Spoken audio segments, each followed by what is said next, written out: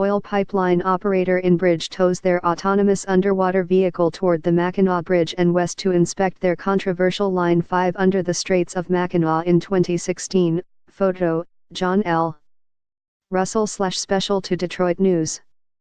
Gov. Rick Snyder's binding agreement with the Canadian owners of the Line 5 pipeline isn't likely to quiet demands to shut it down, or to stop efforts to put a ballot question before voters next November designed to accomplish the same thing.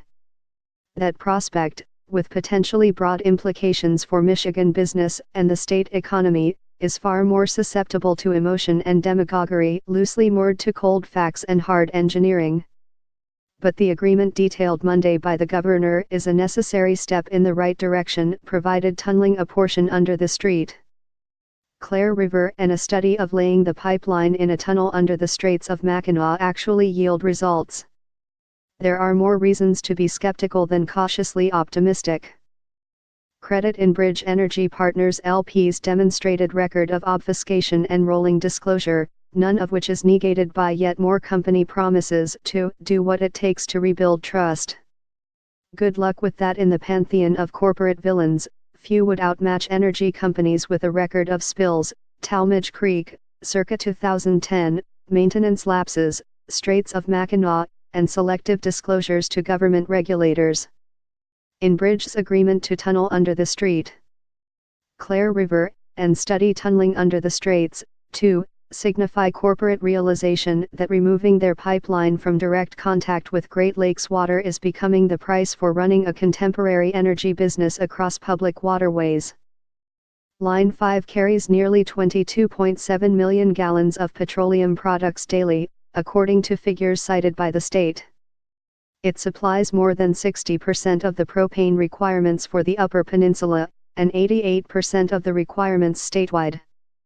And the pipeline intersects rivers and streams at 245 separate points.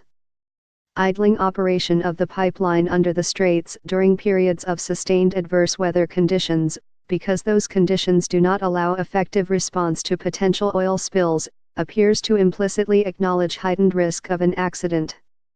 A move to shut down the pipeline during bad weather is an admission of risk, Jessica Fugen, Midwest Region Director of Food and Water Watch, said in a statement. If Line 5 is too vulnerable to use during storms, it's too vulnerable to be entrusted with the safety of our Great Lakes. Line 5 must be shut down permanently. Absent catastrophic failure, that's less likely than a concerted effort by Lansing to impose accountability and increased transparency on Enbridge.